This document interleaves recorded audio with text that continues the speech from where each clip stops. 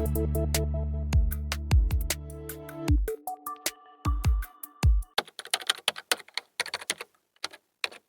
does a hockey no-trade clause, NTC, work? Imagine being a player in the National Hockey League and having the power to decide where you play. That's what a no-trade clause gives you. It's a part of your contract that says the team can't trade you to another team without your approval.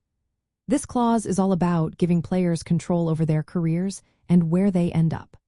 Only players who are at least 27 years old or have played 7 or more seasons in the league can negotiate a no-trade clause.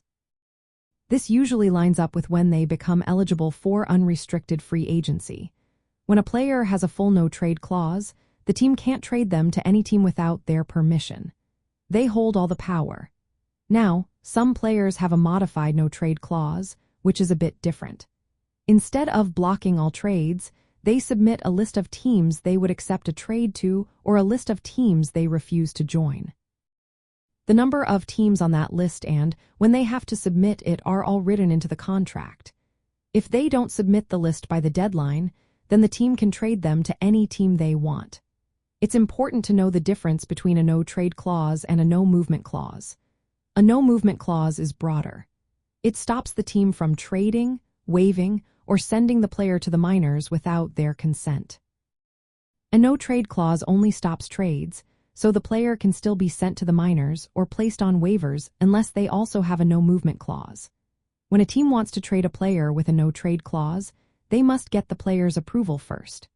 If it's a modified clause, they can only trade the player to teams on the approved list. If a player agrees to waive their no-trade clause for a specific trade, that waiver usually only applies to that one deal. Since 2020, no-trade clauses follow the player when they are traded. That means if a player has an active no-trade clause and gets traded, the new team must honor that clause unless the player agrees to waive it again. If a trade happens before the no-trade clause takes effect, the clause is usually not valid anymore unless the new team agrees to keep it.